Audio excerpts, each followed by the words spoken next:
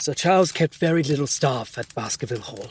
Just a groom, a gardener, a scullery maid, and the butler, Mr. Barrymore, as well as his wife, who serves as housekeeper and cook. On the morning of 27 July, the Barrymores missed Sir Charles at breakfast.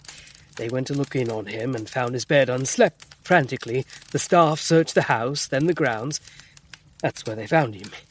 Behind Baskerville Hall there is a yew alley, which stretches out across the moor to the guest house. Sir Charles had gone out for a walk, quite late at night. We know because Barrymore looked in at 9:30 the previous evening to see if his master wanted anything before he retired. Sir Charles must have dressed himself and gone out some time after that. Which you say was quite out of the ordinary for him. Unaccountable.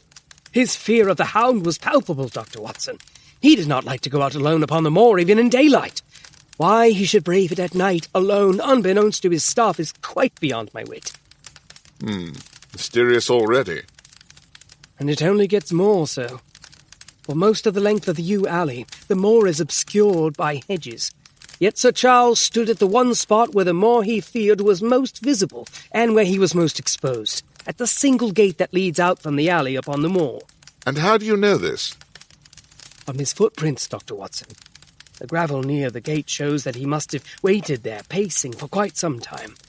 The butts of 2 of Sir Charles's cigars were there, with corresponding piles of ash upon the stone wall near the gate. I recoiled slightly. Holmes had formidable mystic powers. Some of our friends were monsters in their own right. Myself, I only had the powers of deduction and logic I'd learned from medicine and repurposed for crime. Now here was another doctor, demonstrating to me that he'd already been over the scene and produced deductions that were at least the equal of any I might have made. I blushed, and the feeling I might not have much to offer began to creep into my mind. And here is another peculiar fact. Just before he expired, Sir Charles was running. One can easily tell, for the footprints were deeper, more widely spaced and made with only the toes of his feet. To run for help might be expected, whether he were fleeing a thing that frightened him, or if he felt the onset of a heart attack. Yet his footsteps did not lead back towards Baskerville Hall, but away down the yew alley. How do you account for it, Dr. Watson? Only 2 possibilities suggest themselves. Either something prevented his flight back to the hall, or else he was scared beyond the capacity to make a sound decision. Yes, I thought so too.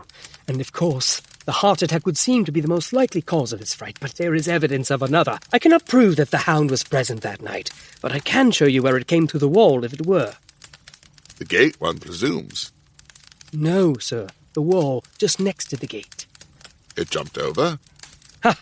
It melted through. Beside the gate is a blackened gap in the wall. The stone is quite melted, yet there is no trace of damage upon the gravel path or on the moor beyond the wall. But such a quantity of heat must have left some mark. It must have come from a potent source.